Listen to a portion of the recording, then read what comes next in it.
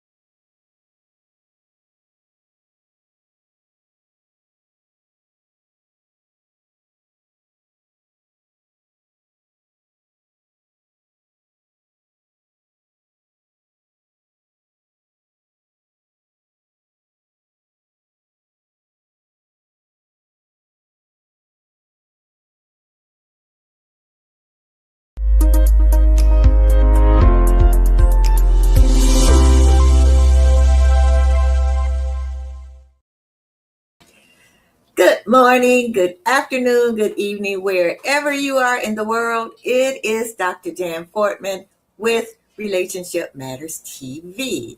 Hope everyone is having a beautiful morning, afternoon, or evening. As most of you know, I am right outside of Chicago, and it is a beautiful day, and it is a beautiful evening. And we are so happy that we haven't had any more torrential rain. But what I do want all of you to do for me and for people in Indiana, pray for them, because a lot of them still don't have electricity. It's been over a week.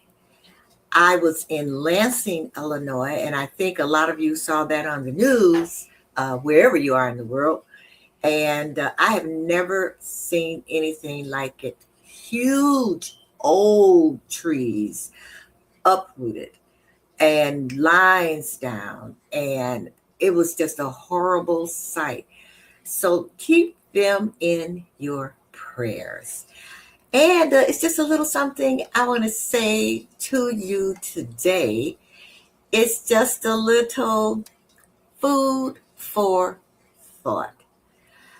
And that is about relationships. What do I want to tell you about relationships?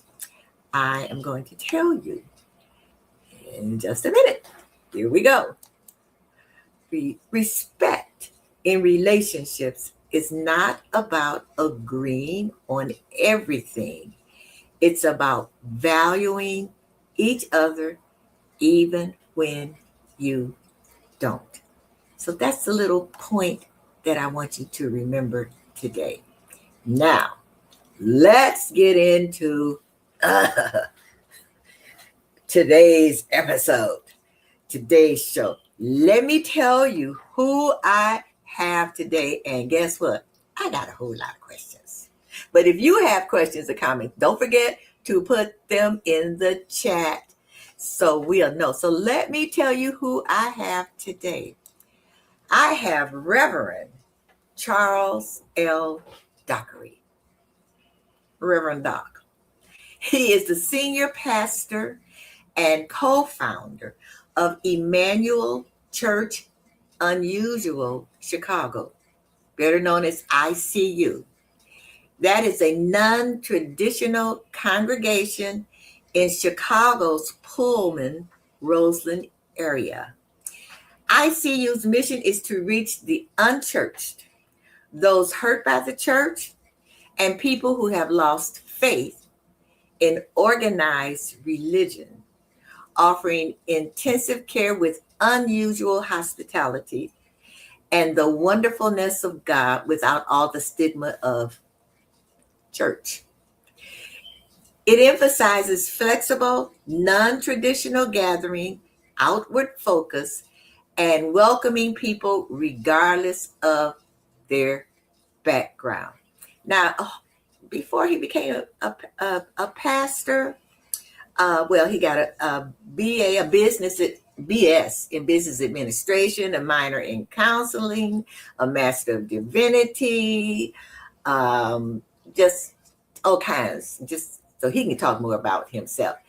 And he is pulpit supply in my church, Pullman Presbyterian Church. Also, he was a high school football coach. Just a whole bunch of stuff. But anyway, I want to bring to you, without further ado, and I'm going to say this, and it might be some people from Pullman watching, but he is my favorite. He is my favorite pulpit supply minister. So there. Welcome, Reverend Charles L. Dockery. Thank you very much. It's an honor and a pleasure to be here. Thank you. And it's great to see you other than on Sundays. You got a cap on and everything. Absolutely. I bring that to Pullman Presbyterian when I come too, but I'm just Doc. And guess what, y'all? When he comes to church, even when he's not coming, guess what? He stops by and he brings donuts. As he goes. We don't know if it's a good thing or a bad thing.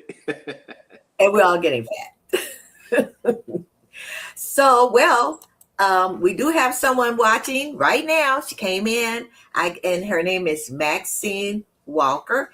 She is watching. And so, welcome, Maxine. So we're going to get right into it, Reverend Dockery. So, first question. Mm-hmm.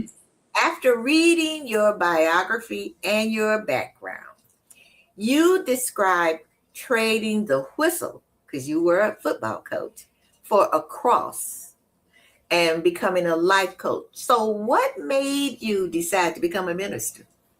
I ran from that calling for a long time. And when you have a calling by God and to go into ministry or to go become a deacon or whatever it is, you can run, but you can't hide. So it seems like everywhere I went, it was there. Every roadblock, it was there. Every place I tried to hide, that calling was there.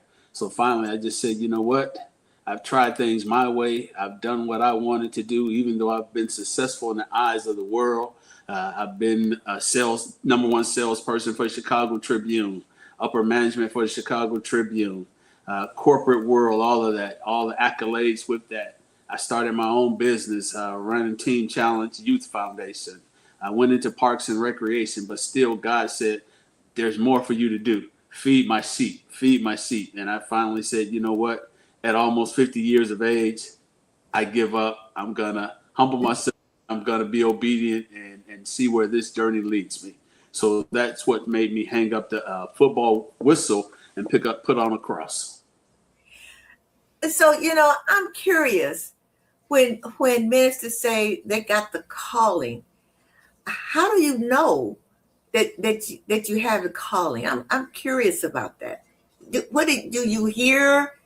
Is it things that happening to you in your life, or is it something you hear, or something you just feel? It's more of what happens in your life. It's more of what you feel. It's a little bit. It's not the Charleston Heston. Charles, I'm calling you. Hang the whistle up. Serve me now. But it's more of the feeling. And then, like I said, it's like every direction you go, whether it's on your job, whether it's in your personal life, whether it's in your social life, you keep coming to that same roadblock. And okay, this is God. This is God. Everywhere I turn, God is calling me. And you get that gut feeling that I know there's more to do, and let me submit myself to God and see where it leads me. So that's what it is. You're not gonna hear a voice. I didn't hear a voice. Okay. It was just the circumstances of life, and I knew it could only be God. Okay. So you went from high school football coach to a pastor. So how did those years of coaching young people shape the way you now relate to the congregants as a life coach? Yeah. So it's the same thing. Coaching, minister, pastor, however you want to look at it. It's about meeting a person where they are without passing judgment on that person and taking that person further than they ever thought that they could go. Especially with the kids. A lot of times I had freshmen and they come in and they didn't know what they were doing, but I didn't pass judgment on them. You just meet them where they are and you just let them know I believe in you. And same thing now God believes in you. I don't care what happened in your past. God still loves you. We don't define ourselves by what happened in our past. We define ourselves on what we can be. And that's how I approach people, and that's how I try to approach people in the church, congregants, whoever I meet. I want to meet you right where you are, and without passing judgment on you, and help you and assist you to go far as you want to go, or further than you ever thought that you could go. It's a little bit of motivation. It's a little bit of just believing in somebody and making a person feel wanted and feel special. That's what it's about. Okay. So I read in your biography that your motto comes from the book of James, chapter 1, verse 19. Right. What is that verse? That verse is, be quick to listen, meaning always. A lot of people, they want to dominate the conversation. They want to talk. They just want to talk. Let people know this who I am. Here are my degrees or whatever. But the philosophy of James, it says, be quick to listen, slow to speak, but even slower to anger. So a lot of times you may see me in a social setting, or you may find me somewhere, and I'm not trying to lead the conversation. I'm not trying to dictate the conversation. I listen. I want to listen. I want to be an active listener and let the other people feel important, and let them know that I'm listening to them. What you say is important, and be slow to speak. I don't need to dominate every conversation, but then even slower to anger. So I pride myself on being slow to anger. I don't. You don't want to push. I'm an Aquarius. You don't want to push me across that anyway. But I have that discipline, right? If that means anything, right? Well, yeah, because my mother, who passed, was an Aquarian, so okay. I understand. Okay. So when you're at church and you're communicating and you're listening, to your different congregants. Okay, so how is it difficult to practice what you just said when someone is hurting, or if they're angry, or even, they're skeptical, they come to you and they're skeptical,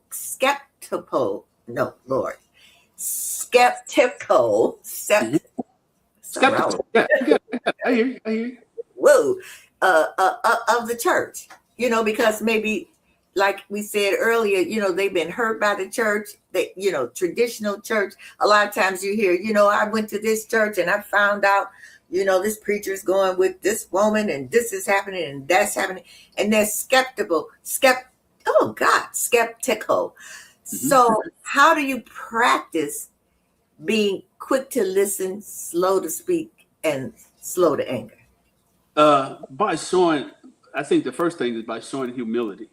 There's no big I's or there's no little U's at my church.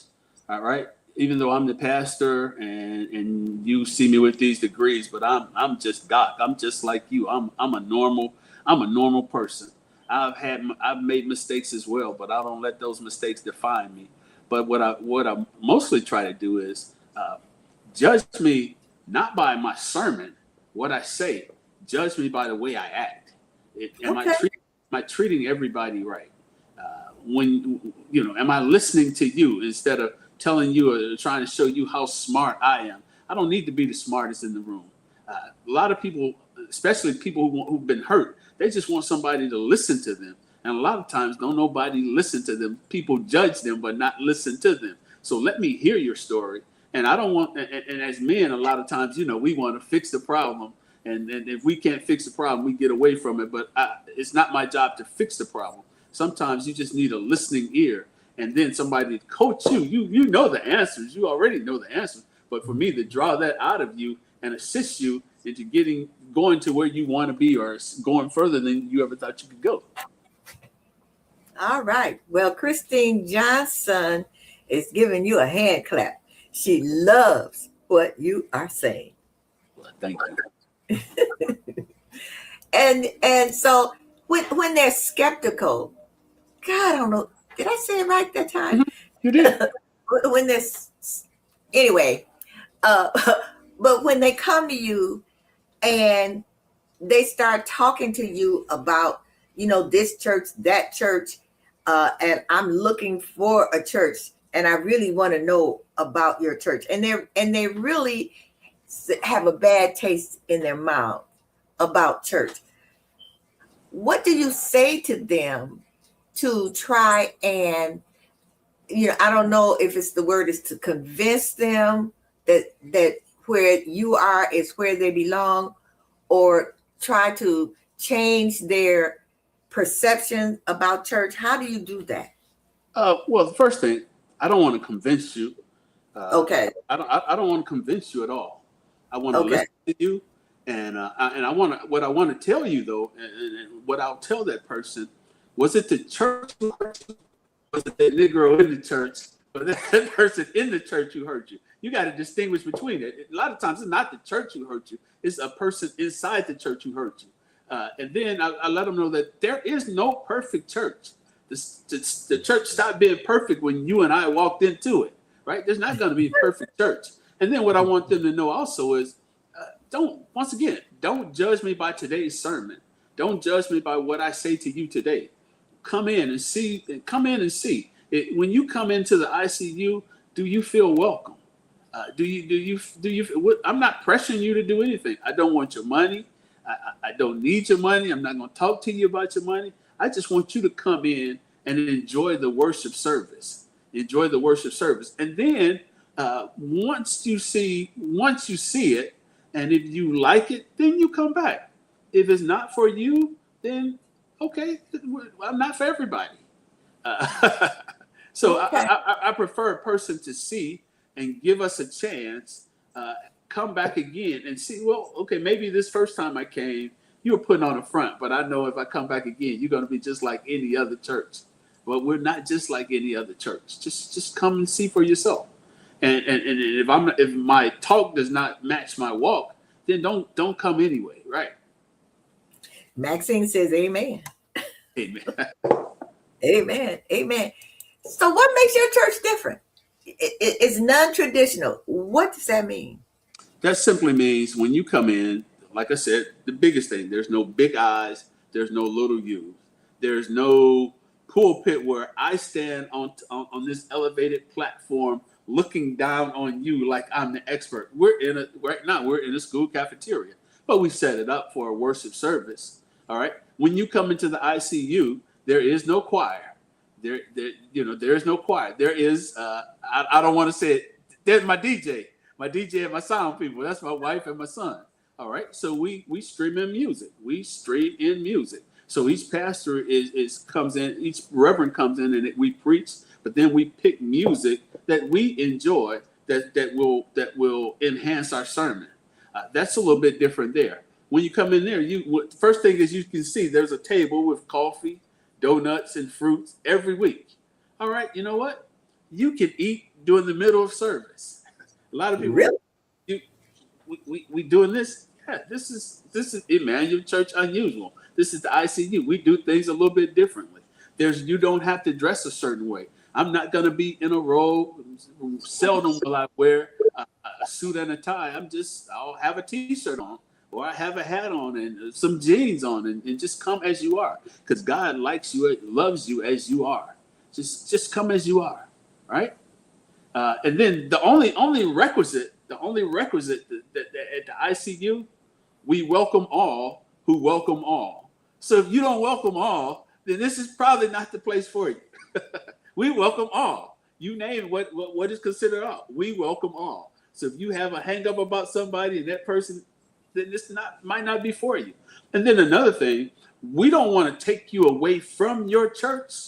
That's why our worship service is at 9:30 to 10:30. A lot of people go to churches 7 o'clock service and they're out by 9 o'clock. That gives you ample time to get to the ICU. All right. Or other people go to the 11 o'clock service. We call that the show most of the time at these mega churches. You want to go to the show. So we're out at 10:30 so you can get to the show. I don't want to take you away from your church. I just want you to come and experience what we offer as well and do ministry work with you. I don't need to take you from your church. I'm looking for the unchurched, those who've been hurt by the church and those who've never been to church. Those are the ones I want to meet anyway.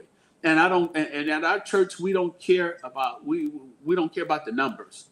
All right. We don't count the numbers. We make the numbers count. That's what we try to do.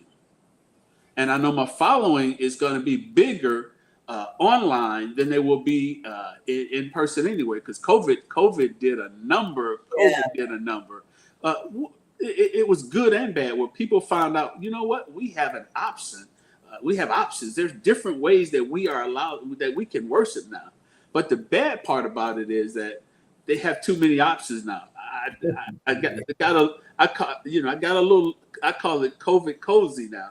You know, I don't have to come in now. I can worship at Bedside Baptist, but I can get my remote and I can stream in the ICU. But if Pastor Dockery is not preaching, or I don't want to hear this guest minister, then I can switch over to somebody else. So that's what, I'm sorry for being so long-winded, but that's what makes us a little bit different. I see, and you're educating me, because I always wondered. Well, I did come to your church that one time, and I did know that. I'm like, you got a DJ? What is that? And it was very informal. Mm-hmm. So it was different from what I'm used to, because I'm used to, and I know a lot of people who are watching or even listening are used to the traditional church. You know, the like you say, the pulpit, preachers up high. You know, I never thought about high looking down. I just thought, okay, they're up there. There's the choir.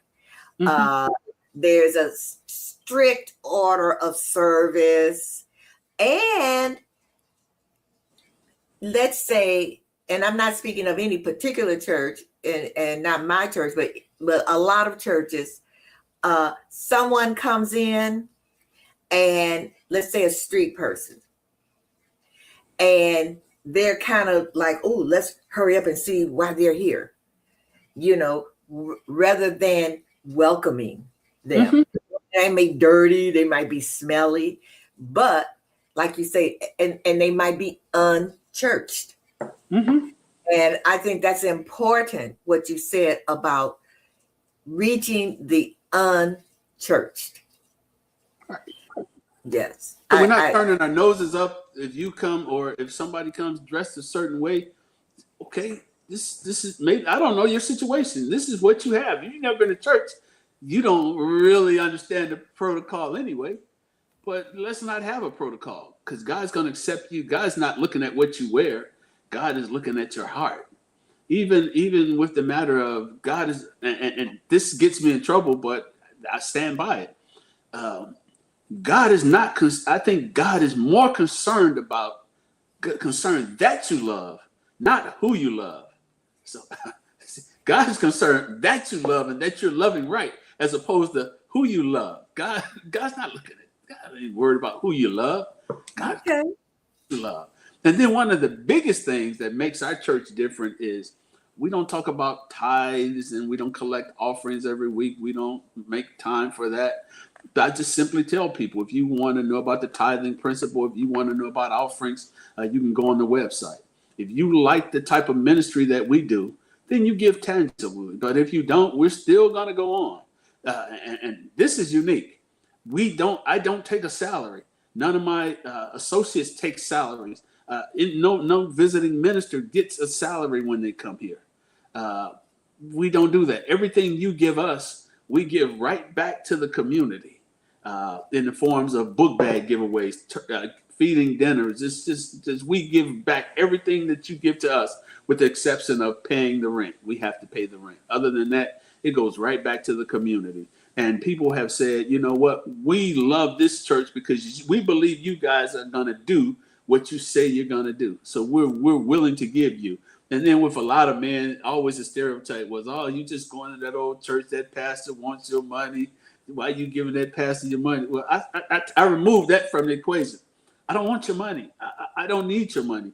God has blessed me that I've been I've had some great jobs and I'm still working. And if you don't give anything, myself and Reverend K, my associate executive minister, our tithes will pay for our expenses anyway. So if you don't give anything, we're going to still go on.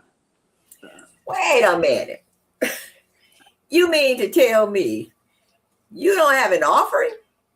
I have never been to a church where it's not offering time. No, there's a basket. There's envelopes if you want to give, but that's up to you. That's between you and your God. Oh my goodness. Christine Johnson, you can see what you're going to be blessed anyway. God's going to provide for us anyway. Right. That is non-traditional. Right. What? Look, I can't get over that. It's offering time. No. Bring your tithes and your offerings, because when you said that, you're like, whoa.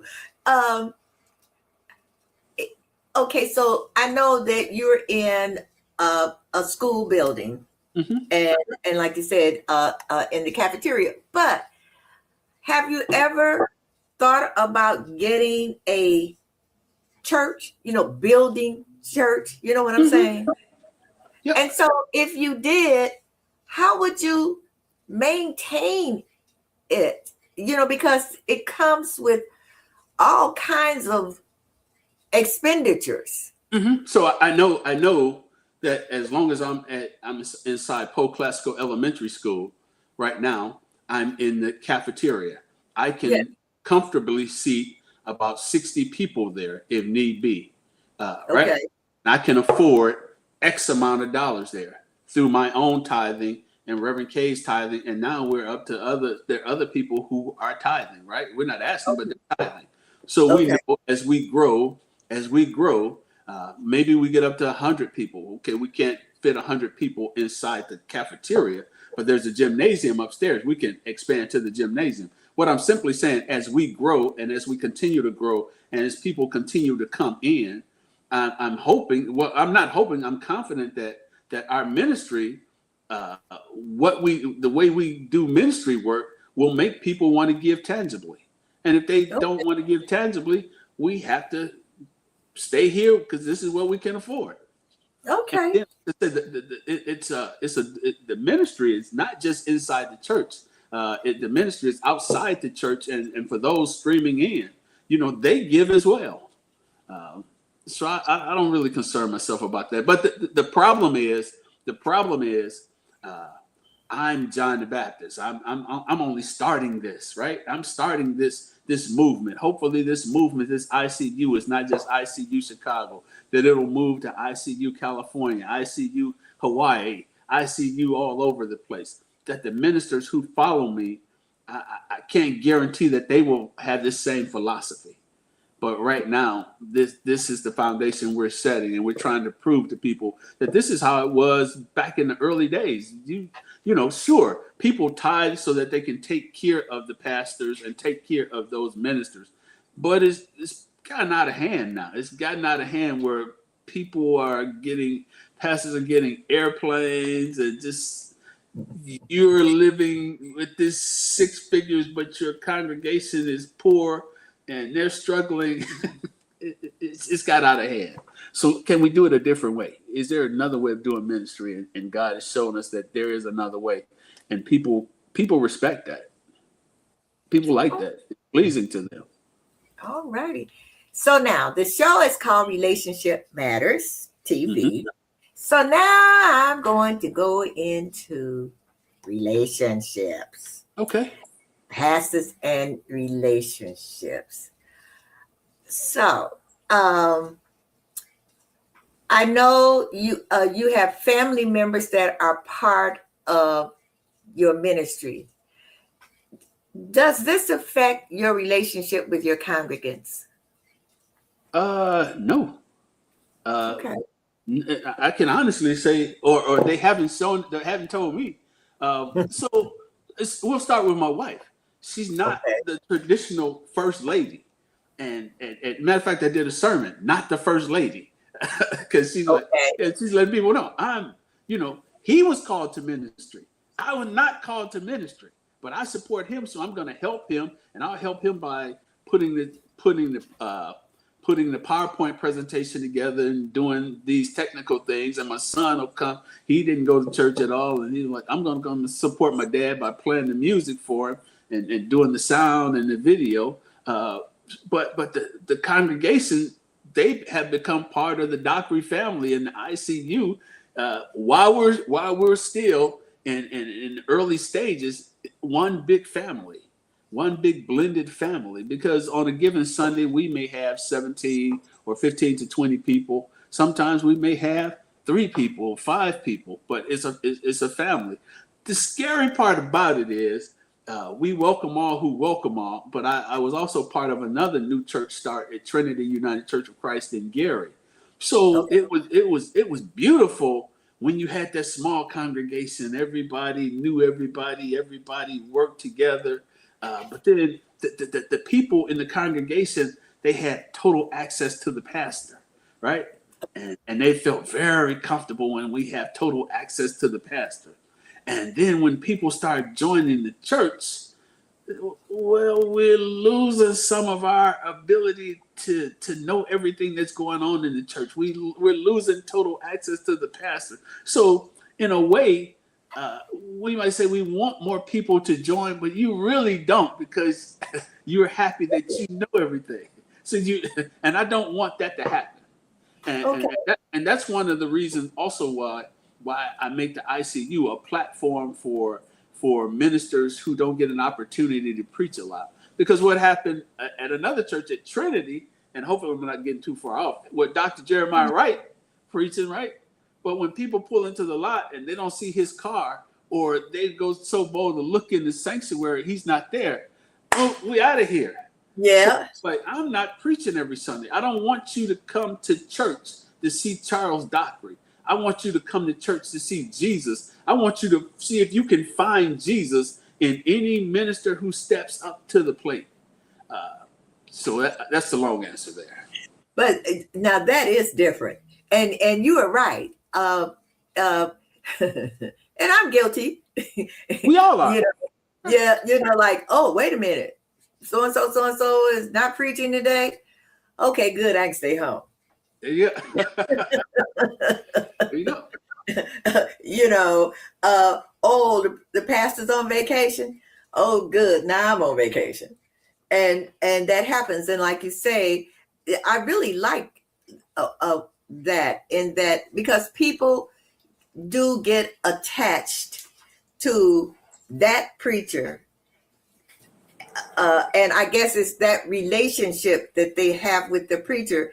And a lot of times I've seen where a pastor leaves a church, goes to another church, and half of the church follows that pastor. And so it's like they are more involved with the pastor and have a more relationship, so to speak, with the pastor than they do with the church. Yeah. And being a pastor or being a minister, the relationships, we have to guard ourselves, so to speak.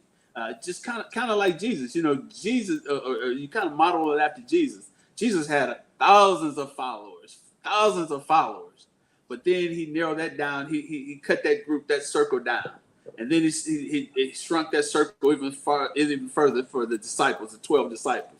But even inside of those 12 disciples, he still had his Peter and John and the big three. He had that. So as a pastor, as a minister, I have to make myself available to the entire congregation. But for there, I'm Pastor Doc, or I'm Reverend Dockery. But then when I get around that smaller group, now I'm just Doc. All right. Oh. But then even with my inner circle, then I can just be Petey. Petey is the name my nickname when they called me when I was a kid. So and I'm more comfortable there. So you have to set those layers of where you're at and set these boundaries. That's the biggest thing. That's the challenge. You answered my next question. Oh, No. Because my question was, what have you learned about healthy boundaries in pastoral relationships, especially in a smaller family-involved church? How do you set boundaries? Well, like I said, I've been blessed where there's been no compromising. I have a older congregation, and they look at me as, oh, that's my little son, or the Dockeries, this is my little family. But I realize, and I have to set those boundaries where, I'm Charles Dockery, I'm Pastor Dockery, and I have an open door policy, and you can call me at any time, but I still have to set boundaries and help myself, take care of myself. Pastoral care is what they taught us in seminary. Take care of yourself. You have to take care of yourself. If you don't take care of yourself, you're no good for your congregation. So I have, they know you can call me just about at any time, but don't call me at 3:00 in the morning, because even if you have somebody in hospital, I'm not a doctor. There's not a whole lot I can do. I'll be better suited to help you at 6:00 in the morning when I can come over and minister to you. But getting you out of bed at 3:00 coming from Bourbonnais, that's probably not going to help. Another thing is they know that, okay, on Sunday, as a minister, as a preacher, you pour out everything in preparation. You pour out your spirit, and you're drained mentally, physically, and spiritually. Well, this is not the time to ask me a theological question after church. And what's your philosophy on this? So giving me my space, knowing that on Sundays that it's pretty much off limits. We can hug, we can dap, and say goodbye, but just let me recover on a Sunday. So just putting boundaries out there. And because the church is so small, I don't have to put some of the other boundaries that these other large churches make. These boundaries, as far as relationships goes, as far as being a male pastor with a female in the congregation. Coming from Trinity, being Pastor Wright's and Pastor Otis Moss's armor bearer, I saw how that works, and that's another show on itself. Yeah, I can imagine. And I was going to say, how do you, in a small church, how do you keep from showing favoritism? Well, the thing, because it's so small, less than 20, uh, Okay. there is no favoritism. We're all, there's no big I, there's no little you. Okay. We all eat together. There's no assigned seat, so nobody has. So in a larger congregation, I sit here every week, and this is where I sit. And if somebody's in my seat, I'm gonna roll my eyes up at them, or if somebody is in my parking spot, I'm gonna hug you inside the church, but I will cuss you out in the parking lot, cut me off. Right. So we haven't run into those problems yet. And like I said, Okay. I treat everybody the same, and I treat everybody like I want to be treated. The tough part is, especially at the ICU. So I have to be there every week. I have to be there at least at 8:30. I have to set up the congregation. I have to put the chairs up. We have to set the table up in the back. Uh, a lot of times the congregation will come and just enjoy what's been put together. And then when service is over, I'm putting chairs away. We're putting things. So that's the tough part right there. Okay. That's the tough part. You must be reading my mind, because I got another question, and this is a text that just came in. As a pastor, what has been your biggest obstacles? Biggest obstacle.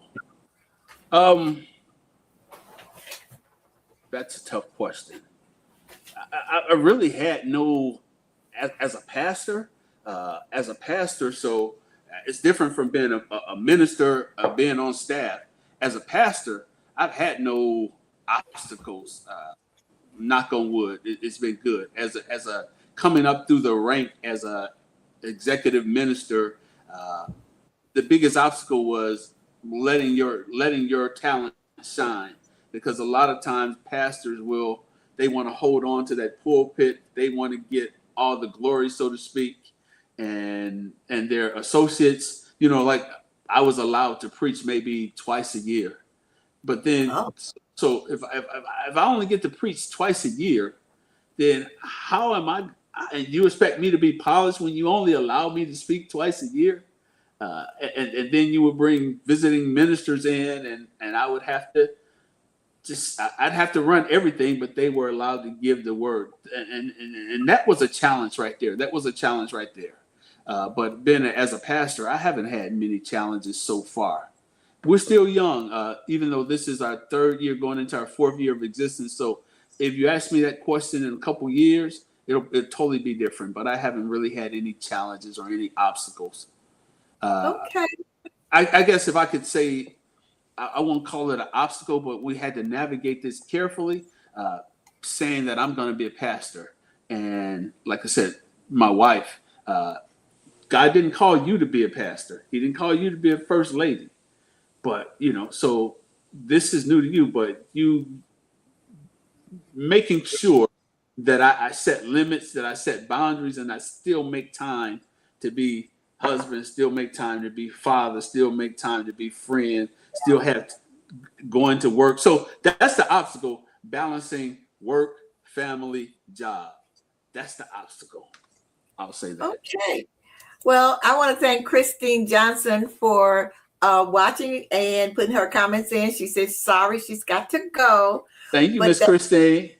Thank you so much, Christine, for watching and your comments. I really appreciate that. Mm-hmm. Now, I tell you, you must be reading my mind, because my next question was, what do you wish more pastors understood about the emotional and relational load that congregants carry?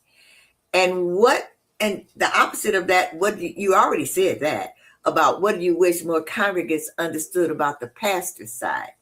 But let's do the first part. What do you wish more pastors understood about the emotional and relational load that the congregants carry? I just wish more pastors understood that the people in the congregation, they are hurting. they are going through some things, right? They're carrying some burdens. We're not the show. We're not celebrities. We're not entertainers. We're here to serve. And if you can keep that servant's mentality, if you can keep an even keel, there's no big eyes, no little U's, and that you continue to talk to your congregation, that you make yourself open to your congregation, that you can minister to them. But what tends to happen is, as the congregation grows, you become this super pastor or this super minister. So now, instead of where at one time you were, they had an intimate relationship with you and you were accessible. So now the deacon has to go see him, or the associate minister has to go see him. They don't have access to you anymore. You lose touch. Don't ever lose touch. Be that same person in year one, and try to be that same person in year one that you are or that you are in year 5 that you were in year 1. Don't lose touch of your congregation. Don't become the show. Be that humble minister that you were when they came in. Okay. And I really like what you say about being humble and humility, because I think sometimes, from what I've seen and heard, is that, as let's say it's a new pastor, and he's humble, he listens, he likes collaboration. And what happens sometimes, as the years go on, they are more into control. Mm-hmm. And I think when that happens, you end up losing a lot of your congregants, because number one, they feel they don't have access and then to you anymore. And then number two, it's like they feel that how they feel, not in their personal lives, so to speak, but how they feel as far as their church is concerned, that they have, I would say, no input, that the pastor does not see them anymore. When I say see them, I know you understand what I'm saying, but it's like, I have this church, I built this church, now it's about control. I'm controlling, and I've seen that a lot. And I've heard other people. You said the key word. When I is in my vocabulary, that's when things are wrong. It has to always be we and us and you. It can't be I anywhere. I shouldn't be anywhere in it. I shouldn't be anywhere in there. It makes and you got it. And if I say it, and I keep saying it over and over again, there's no big I and there's no little you. We're all on the same plane. But one of the things that I try to do, and I try to challenge each visiting minister who I give an opportunity to speak. I want you to follow this. I want you to come in and try to follow this guideline. I want you when you give your sermon. I want your sermon to. I use a little exercise where I call it on a vertical line. It's called Bible Boulevard, right? Bible Boulevard. This is what the Bible says. This is what John said. Bible Boulevard. You hit it from this is what the Bible says. But then the other street is called Life's Lane. Life's Lane is what's going on in the real world. What's going on in life. I don't want to spend all my time telling them what I've gone through or what I think. But at the intersection where Bible Boulevard and Life Lane comes together, there is a sermon. There's a sermon. But then if I could tell a pastor, to go back to the other question, if I can tell a pastor, never put power over people. Never put politics over people. Never do that, right? That's when you, and it's so easy to do, because even in a small church, once you get that title, you start thinking you are this and you are that, and you get that little piece of power, and it starts going to your head, and now, like you said, you want to control. You start thinking you're a king or you're the pope or something, and that's what they. You're very. Thank you, Miss Maxine. And she says, for audio only, you're very understanding of your members and others. So a question came in, and Let's see, a text. It says, this question is, what would you tell someone who is on the fence about accepting Christ? I would challenge them. I would say, well, you've done it your way. I don't know how many years. And tell me where it's got you. Right? and if it's got you everything you want, then we wouldn't be having this conversation. But I would tell them, hey, give God a try. Just give God a try. Just say those words. I commit. I give my life to you, and really mean and give. You don't want it. Yeah, you are challenging God. You are challenging God. I'm gonna give you this shot, God. I'm gonna try you, and then see for yourself. See for yourself, right? And you can only use your own story, your own personal story. And even with tithing, what's this tithing principle? But I'm gonna try what you said, and then I'm gonna just see if you do what you said you're gonna do. And if I do what I say I'm gonna do, God's gonna do what God says God's gonna do. Right. And then once you give God a try, if your life doesn't change, then you go back. But I always say, and people are like, there is no God and all this God talk? And I was like, yeah, but I know where I've been and I know what God's done for me, right? I know what God's done for me. That's all I can say, what God's done for me. And if I close my eyes for the last time and there is no God, still I've treated everybody the way I wanted to be treated. I've lived right. I've tried to treat everybody right. That's okay. But on the other hand, and when I close those eyes and there is a God, then not so good. That's not going to be so good for you. It's about treating everybody right. It's about being a sermon instead of preaching a sermon. So judge me by the way I treat people. Judge me by the way I act. Let my life be a sermon instead of me just reading you a sermon. Oh my goodness gracious. You know what? We're going to end on that. I love that. Rhonda Thomas, thank you so much for watching. She said that was a good question. And Maxine Walker says, preach. Well, thank you very much. I appreciate you. Thank you.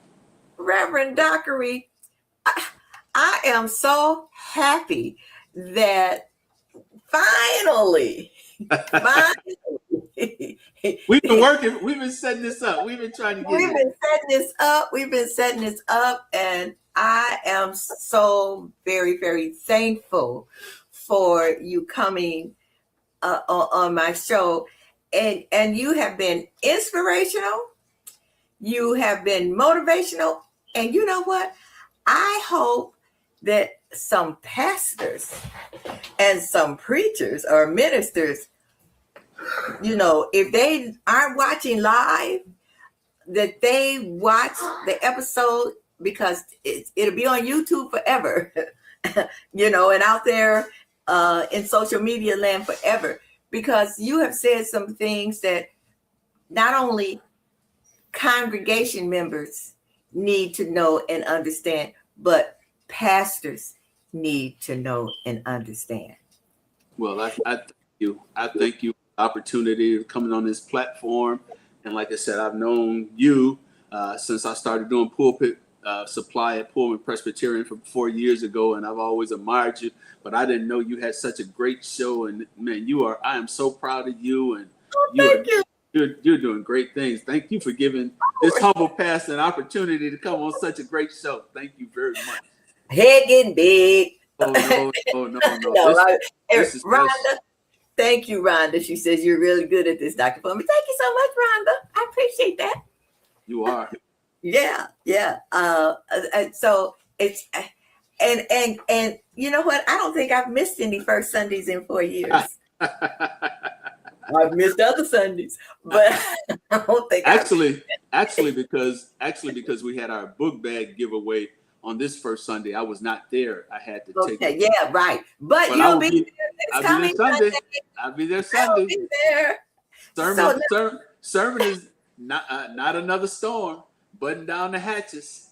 I saw that. I can't wait. Thank you so much. I really appreciate you. You have a beautiful, blessed rest of your evening. And you know what?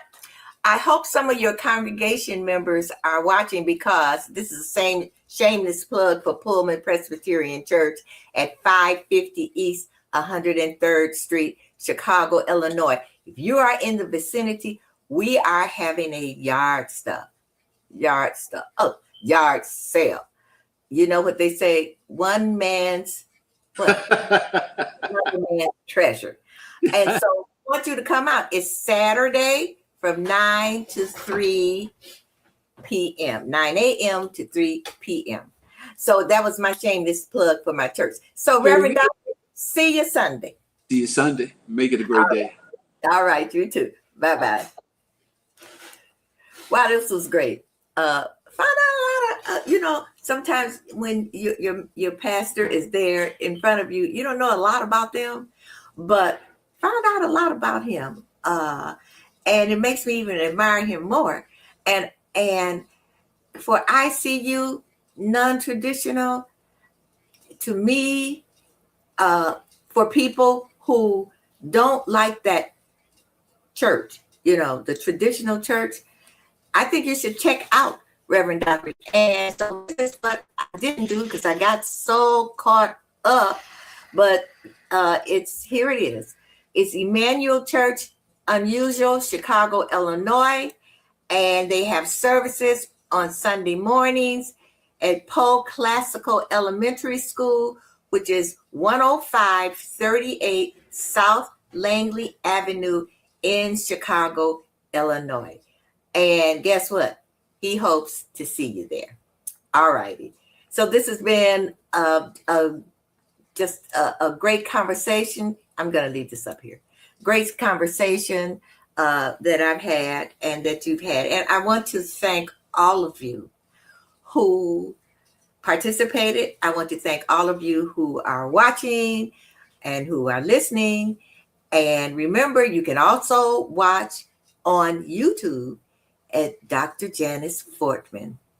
All you got to do is just enter that, Dr. Janice Fortman, and I will come up. So I want you to remember, there are all kinds of relationships. There are all kinds of relationship matters.